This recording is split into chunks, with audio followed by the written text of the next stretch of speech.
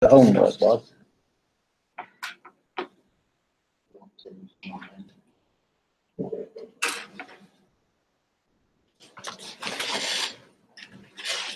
Homework was this.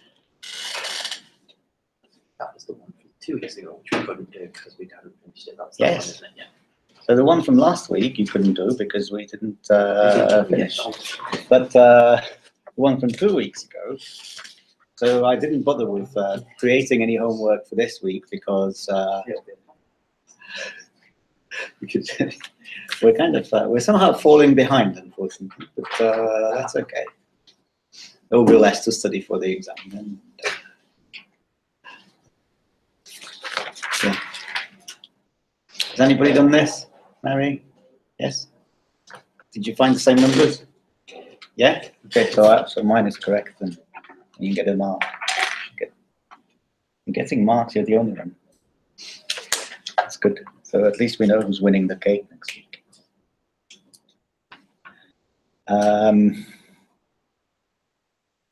Okay. So any question? It's just a matter of plugging numbers into the formula. 5 minutes and you're done with it. So I don't understand why you don't do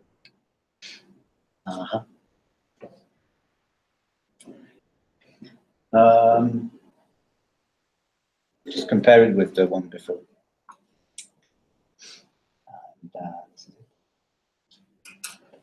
Right. So how is it supposed to? Well, one thing. So okay, this is last year's solution. So I'm making life easy for myself. But how is it supposed to work? In fact, I think we said in the assumptions that. So one of the assumptions was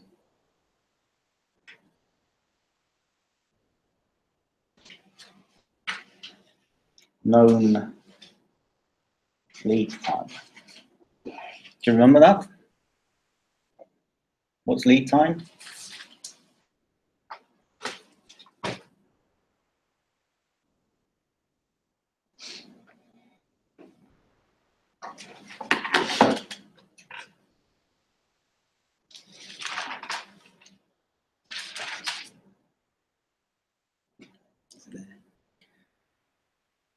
Lead time is the time between when you place the order or order the batch or whatever and when it's ready. Okay. So in fact, what you do is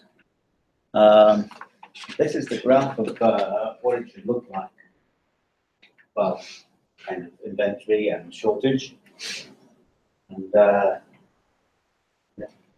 makes the impression that as soon as you get here, you order the batch, and then it suddenly jumps. So in fact, what you do is you know how long it's going to take to produce the batch or get the order. So what you do is the ordering policy is not based on some sort of time, but it's based on reaching a certain level of inventory. So that what you're expecting, because of your known deterministic demand, what you're expecting to use in this time, exactly the time that it takes for the batch to arrive. So lead time. Does it make sense? So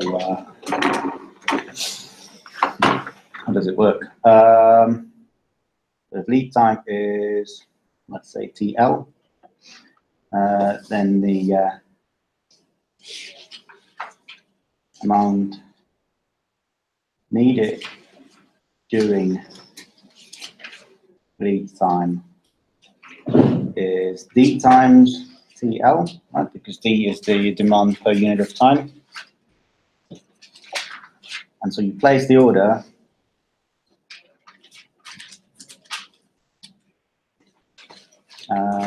when inventory level is how much? Well, D times TL if no shortages are allowed. But if shortages are allowed, the amount of shortage that you want to allow is Q star minus S star, I think. So This minus Q star minus S star. Yeah. I'm just going to give you a number. This is the amount you'll need during lead time, and this is the amount you can go short, or you want to go short. So when you have that difference in store, that's when you place the order. Okay.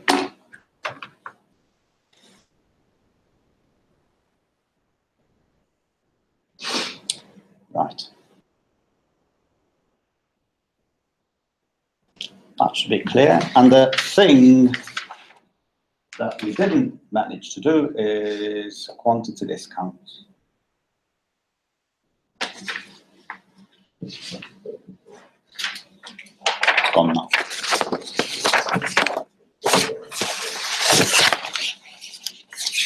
I gave you the handouts last week, didn't I? Yeah. Just fill up your album if you want. Yeah. Got some from last week. It's probably the same.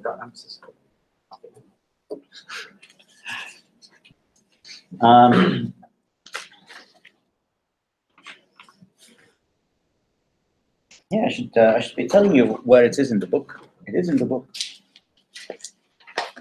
It's, in the book, it is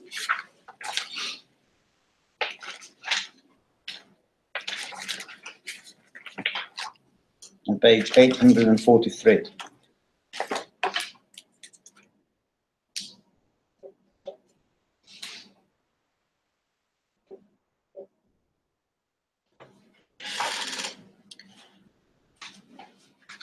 Right, so the difference here is to the first model. Okay, so we go back to no shortages allowed. That's the last bullet point here.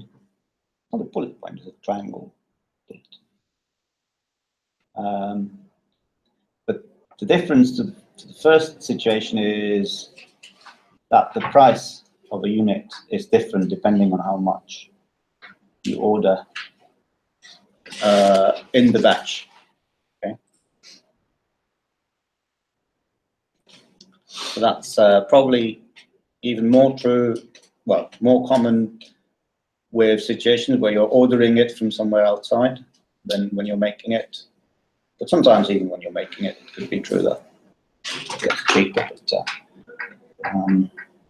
yeah. Sometimes dealers offer quantity discounts when you order a lot, you pay less. Probably know about that. You can count on that, I believe. Like Tesco's offer 2 for 1.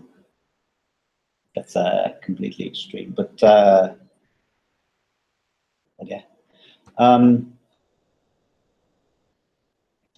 Now the thing is, so remind me, what was the EOQ formula? Q star or whatever you call it, Q or Q star, I can't remember. Doesn't matter.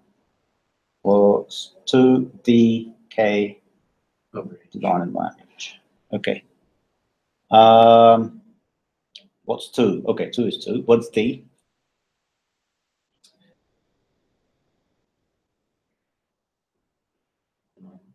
Demand per unit of time. So here it's 8,000 per month. Yeah. Not much in production, isn't it? Yeah, that's right. What is K in the formula? What does it stand for? There's no point remembering a formula if you don't know what the letters in it mean. Well, you remember the formula, and you don't know what the letters are. Okay, K is the cost of placing an order. So in our case, it's the £12,000, I think, or setup cost. And what is H? That's storage costs, isn't it? Yeah, per unit per month. Yeah. So that's 30p. Aha, but where's this 1050, 10 and 950?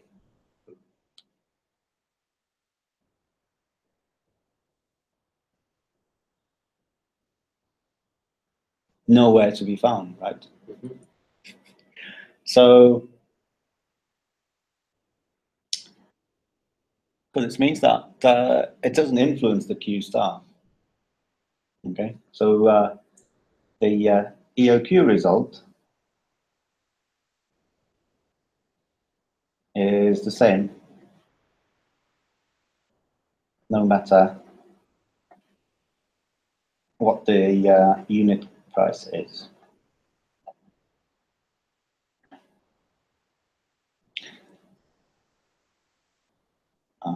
In this case, that was the first example that we did, and it turned out to be 25,198, if my notes are correct. And that was the size of the batch, and we said, well, 25,000, 25,300, whatever. And however, what is not the same is the total cost, which was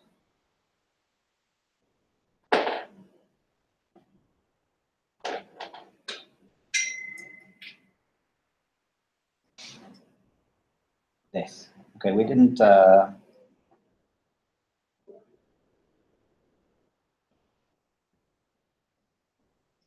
I've got it. Oh, okay. Total cost. It's different notation. What did I call it before? C? It's just C and then QS in the brackets. And then S is obviously 0. Oh, yeah. Well, I can call it C. It's called TC in the book, I think, so I'll stick to TC for the moment. Part of your education in mathematics is to be able to recognize different notations and make sense of stuff, even if it's different. Anyway, right. Run out of paper.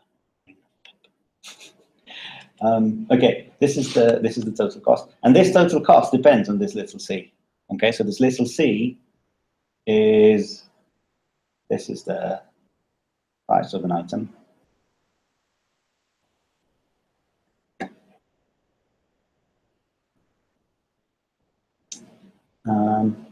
And so you've got actually C1 is £10.50 if the ordering quantity is less than 20,000, and C2 is £10, and this applies if Q is between 20,000 and 80,000. And then there's a third cost, which is £9.50. And this applies if you order at least or produce at least 80,000 in the batch, right? And like this, you get two different total costs, three different total costs. If I say rubbish, stop me because I'm sleepy. So I'll put the eyes there. So you get three different total costs, depending on which bracket you're in. Okay. So did we draw the graph of the total cost? What it looks like depending on Q? Did we not? Okay, I'll draw it now.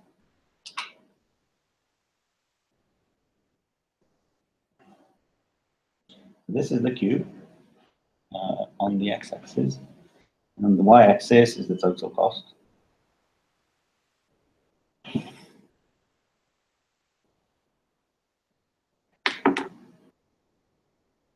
Now, if you only have one C, okay, this H over 2 times Q, that's a straight line. Okay, so that's a straight line that will go like this. This is constant, independent of Q, so that just shifts that straight line like that. And this is a constant divided by Q, and that's a curve that looks like this. Goes to infinity as you're approaching 0, and goes to 0 as you're approaching. Now, when you add these three components, you get a curve that looks, try to make it nice, but probably looks a bit like that.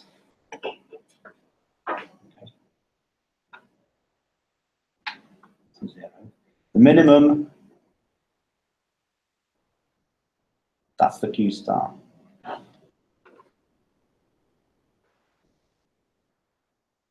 Yeah, that's what we were doing all the time. Now, what happens when you have 3 different costs of what happens if you increase this? I'm saying increase because I have space above and not below. So if this goes up, this whole curve just shifts. It's translated upwards in fancy terms. Okay, so in this case, you get 3 different ones, 3 different curves that are just translates of each other. Well, messed it up. So the minimum is the same on all of them, and it's not really looking like that in the picture. But they're just translates, and they should have the minimum in the same point. And the minimum being in the same point is because the formula doesn't depend on what C is in this model. And so what happens is, so these are the minimums. The Q star in our case is something like 25,008. And if you're up to 20,000, and then from 80,000, these are the thresholds of the price brackets. So what's going on here is that below 20,000, you have to pay on the top curve because you're paying the most expensive order. When you're over 80,000, you're on the bottom curve.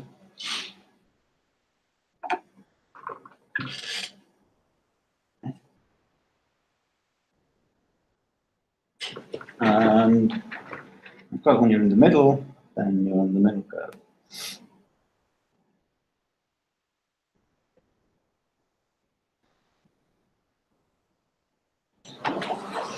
Okay, does that make sense? So the best point in the first price bracket is when you're ordering 20, well, just under 20,000. The best point, the minimum here, well, minimum there, on the second curve, and then the best point on the third curve is, yeah, when you're ordering 80,000. So what is the answer to our problem now?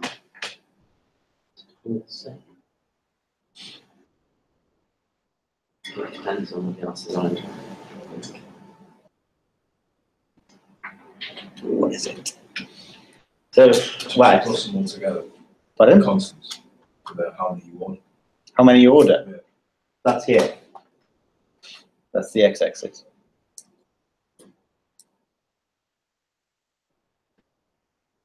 Okay, so it doesn't make sense to order anything over 80,000 because well, yeah, it doesn't because the cost is going up. It doesn't make sense to order 20,000 or less because all this is clearly below. So we have 2 candidate points: either ordering 80,000 every time, or this minimum on the middle curve, which is 25,298. But we don't know which one is better, and there's no way of knowing other than really working out the total cost from that formula. So the first one, and Callum, I think, is doing it, I believe. Doing one of them. Doing one of them. So that we need to compare TC2 with what?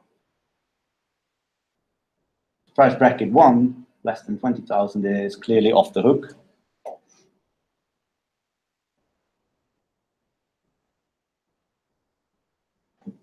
Okay.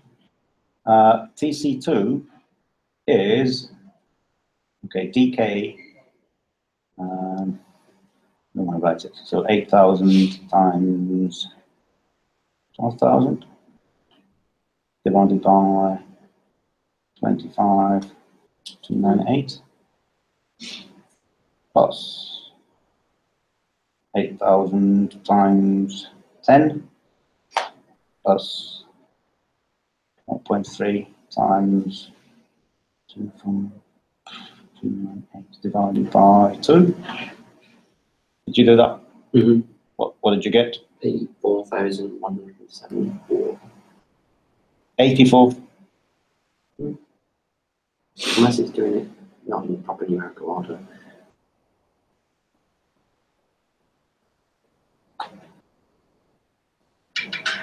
I've got 87,589. I'll retype it and find out. 87,589 pounds a month. Is what I get. It's the same calculation.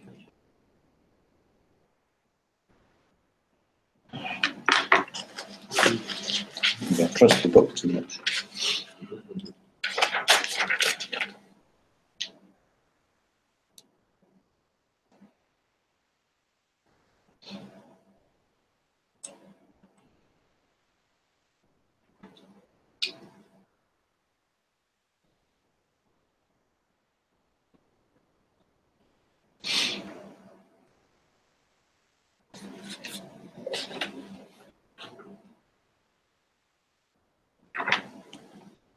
No, I'm still getting the same. I got, On your calculator's not working. doesn't matter. You got this as well? Maybe it's in radians. That may make a difference. No, who knows? Okay, and what we're supposed to get here is 89,200. No, 89,000. Where was it? 200. Yeah.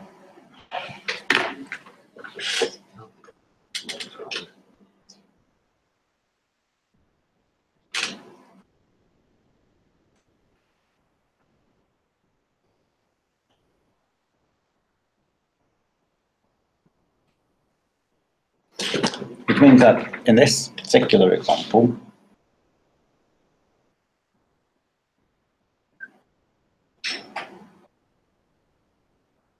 it's better. The second price bracket is better, and so optimum size of the batch Oh, yes. is, you're still getting the same? No, I fixed it. Okay, good. It's this. I had not like 0.3 in the last bit. Oh, right. Twice.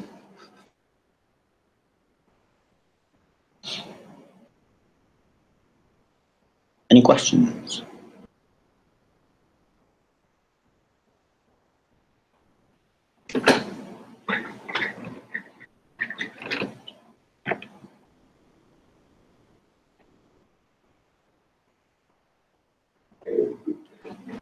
This is assignment JF5, essentially. You can follow the procedure on page 844. Is it there? Yeah. Oh, there you go. Attached to it. Right. There is one catch which I should tell you, and I'll use. I'll get lazy, so I'll use what I wrote last year. Everyone okay with this? Can I make it go away? Yeah. No. Are you still calculating it, man? Shall I still keep it on? Not much longer.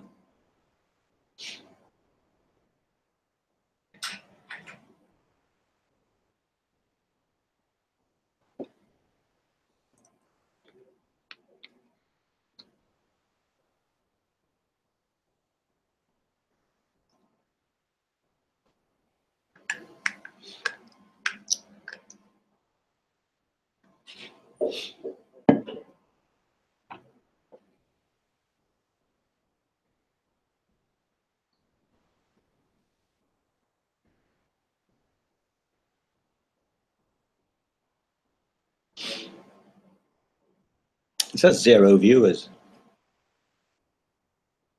on the video. No one's watching. Come on, tune in.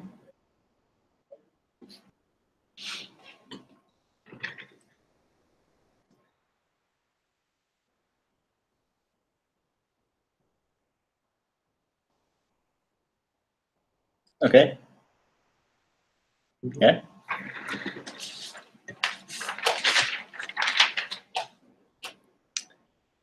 I'll just I'll start reading slides. Students seem to like it. Okay, so sometimes you say that the holding cost depends on the value of the things that you have in inventory. Okay, because you have some capital tied in, so you can't use it. You can't use the money to do something else with it. You can say if I've got $1 million worth in inventory, then I reckon it costs me 100,000, 10% of the value. Okay, this is sometimes used as a model. Is it clear what I mean? Yeah. So then the stockholding cost is not given as a constant as we had it, but it is a certain percentage, for example, 10% of the unit cost that I'm buying. And in that case, of course, because you've got three in our example, but it could happen that there are 4, 5, 6, 2 different price brackets. So you have the corresponding number of different stockholding costs. Each of them is the unit cost multiplied by percentage. And in that case, of course, you get different values of the Q star. Okay, but not much changes. So in each of the price brackets, either your Q star is within the range of quantities that you're ordering, and then it's the best point, or it's not, and then the point that is the threshold, which is closest to that Q star, is the optimal point. And again, you evaluate the best feasible point. So in this case, if you have, for example, starting there, then look at this point. The first price category goes all the way to here. And the second goes from there to there. It doesn't look like the minimum, but let's say it's the minimum. And you compare this optimal point, and this border point, for example, and you find which one is the best of the three, and that's your optimum. Same thing. Analogously, if you have 4 or 5 or 6 different categories, then you, okay? Is that clear? Any questions at all? So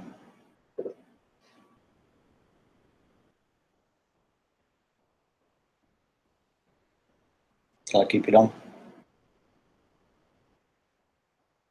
Yeah. Is it going to be online? Yeah.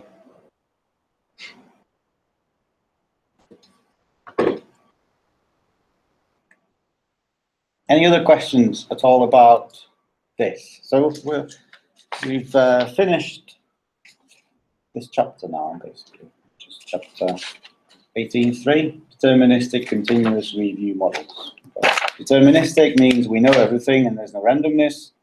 Continuous review means that we're waiting for the point to be the thing that I said in the beginning. Yeah. So when it falls to a certain level, we place the order, so we're monitoring it continuously rather than every now and then only. And that's chapter 18.3. There are some observations about EOQ models, page 845. Read it at home, think about it, contemplate. Have a warm bath. Think about what it means. And the rest of it you can read. I find quite interesting, but I won't read it because you can all read. 18.4 is a deterministic periodic review model. Okay, a periodic review model is says here, if you can make it large enough. Planning is to be done for the next n periods regarding how much, if any, to produce or order to replenish inventory at the beginning of each of the periods. Does that sound familiar? It's called batch planning in the previous book.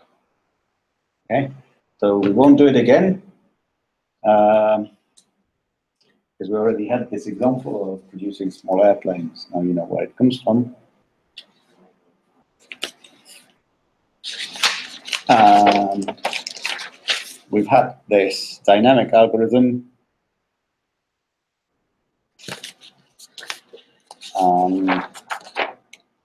So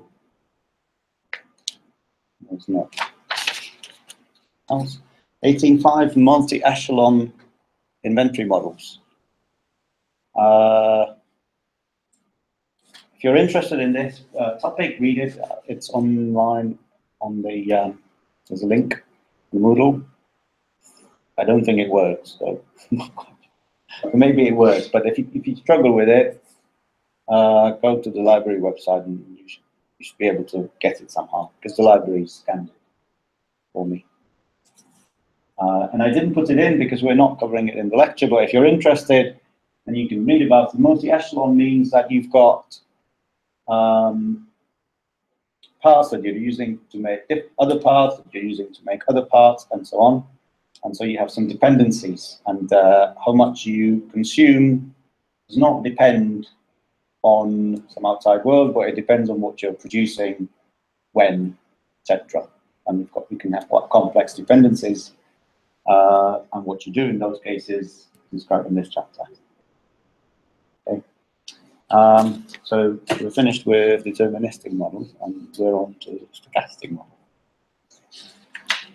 And we've got plenty of time left. Well, not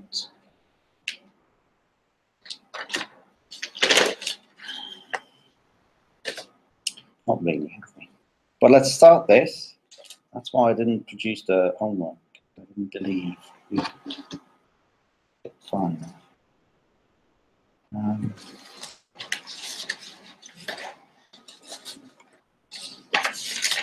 But you have homework left over from last week, I believe. So you should be able to do that. Open.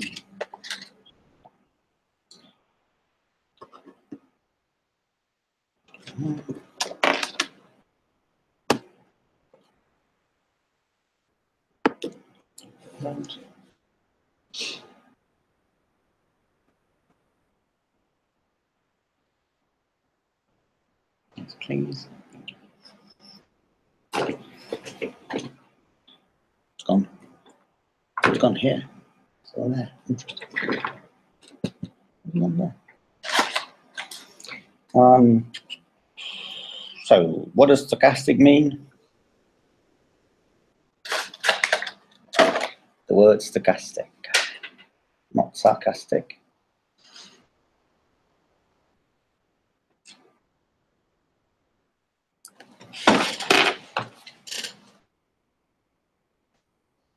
When you say the word stochastic, what does it tell you?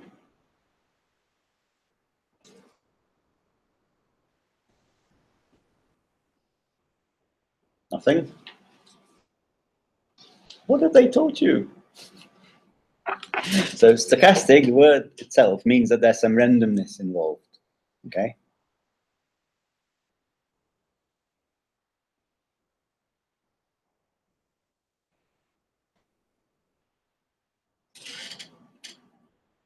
You're taking the financial, and you're also doing the financial, and whatever it is, and stochastic models. It's effectively PDEs at the moment.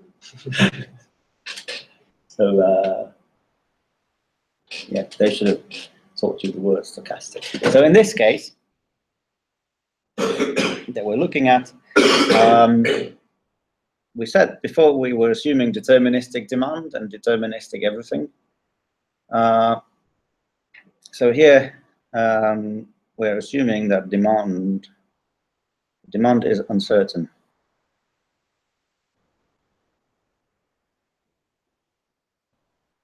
But well, of course, we have to assume something about it, because otherwise we couldn't do anything if it was just anything. But what we assume is that we know the distribution function.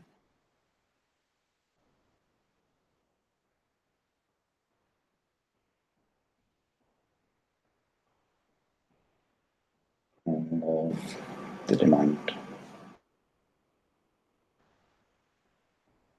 which is a random variable.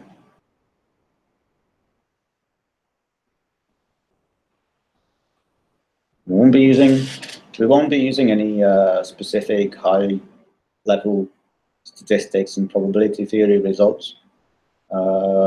Most importantly, because I don't know them. Well, also because it's not necessary. So, well, for what we're doing.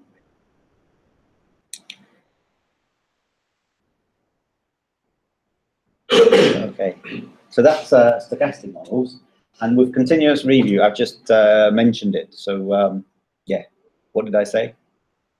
The continuous review was, as opposed to periodic review. Yeah, we're always looking at the level of inventory, monitoring it continuously, and then usually the order policy is when it drops to a certain level, we place the order.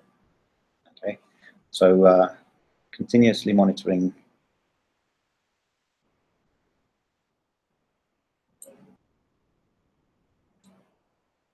the level of inventory.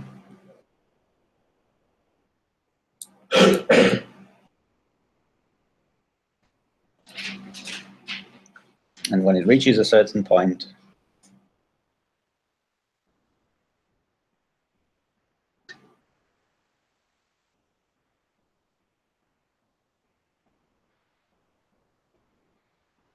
order a batch. Either produce or order outside. Both situations are equally good.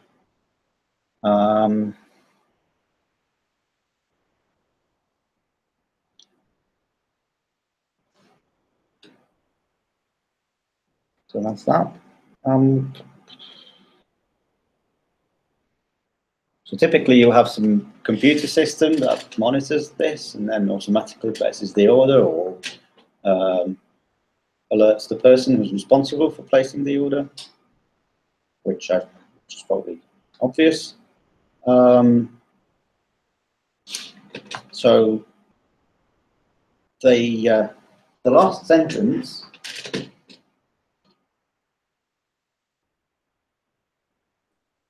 raises two key questions. Can you see them there? What's the certain point to happen? Exactly. So what is the certain point? What is the level, and what is the batch? So yeah.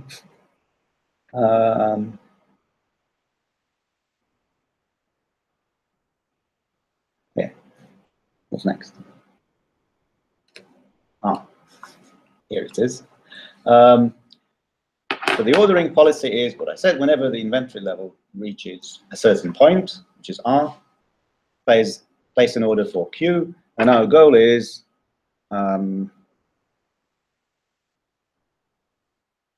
based on all the parameters,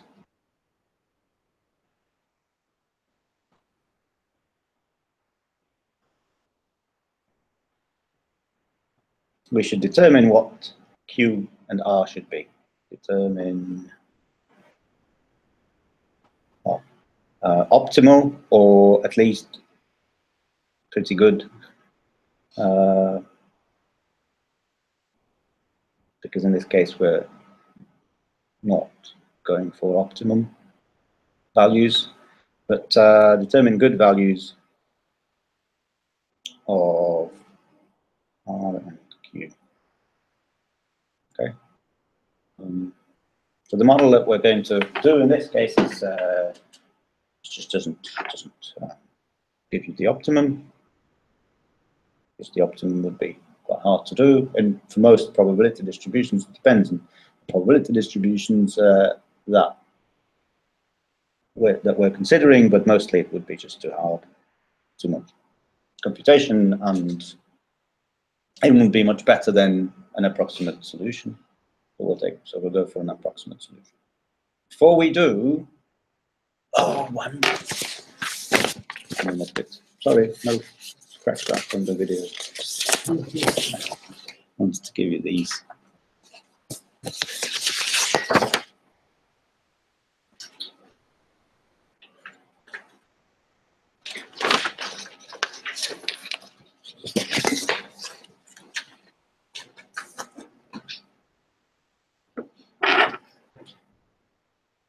We'll have a simple model with plenty of assumptions. And these assumptions, if you don't want to write them now, you'll find them on page 871. Okay, so this is page 871, not that we have 871 assumptions.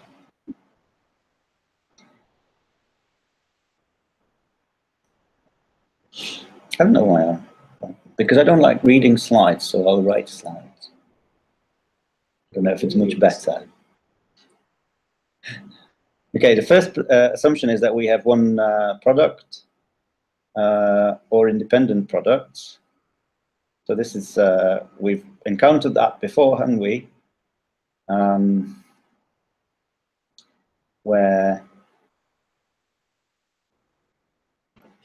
the dynamic algorithm, also the EOQ formula, they all work when you have one product, and you can use them independently for several different products and order each of them independently.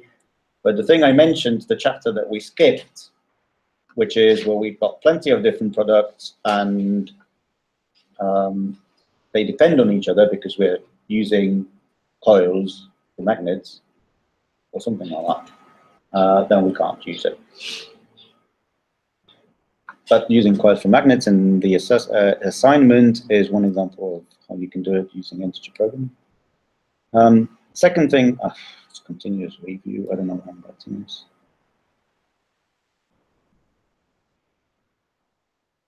Why not? Not the worst way of spending time.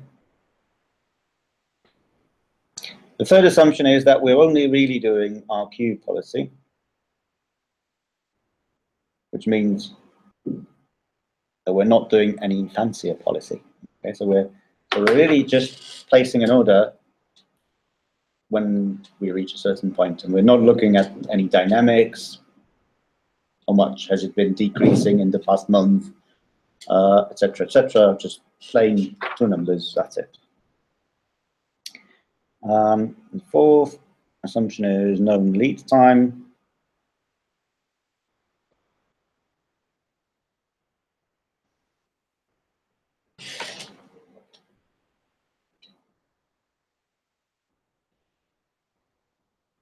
What's the lead time? Time between your ordering and receiving. It's the time between placing an order and receiving it. And measuring memory span of the students in this room. Okay, so lead time between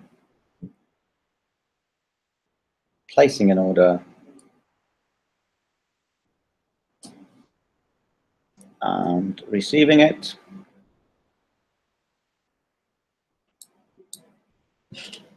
Was this one of the questions on the quiz? It might have been. No. Maybe the one you got wrong. You know what, actually, yeah. Okay. Might be able to do it on the phone at the same time. Trust that. We're saying hello video panel. Okay. Hope you. Uncertain demand with known probability distribution.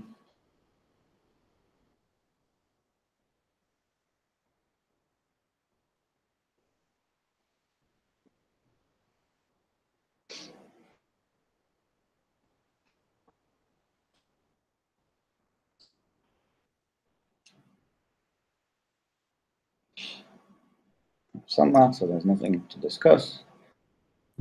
Really, is there?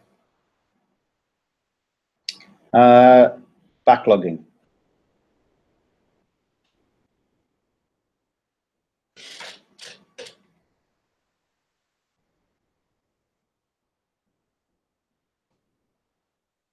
What's that mean?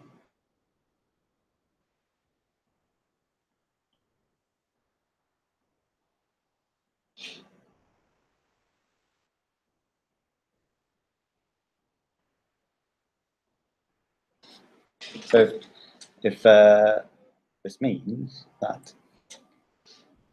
if a stock out occurs, so if you run out of stock,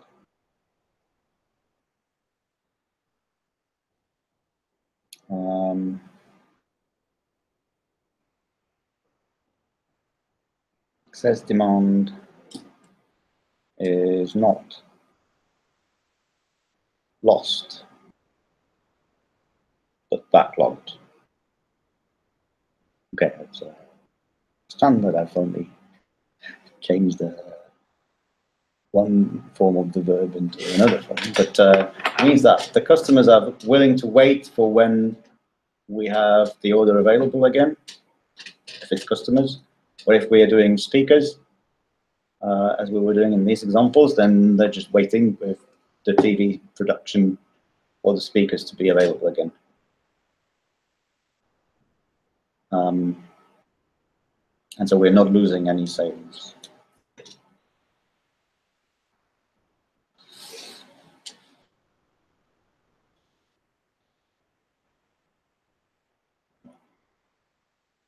It's probably as good a point to stop as any. So we'll finish the model. We'll do the solution next week. Any questions at the moment? No?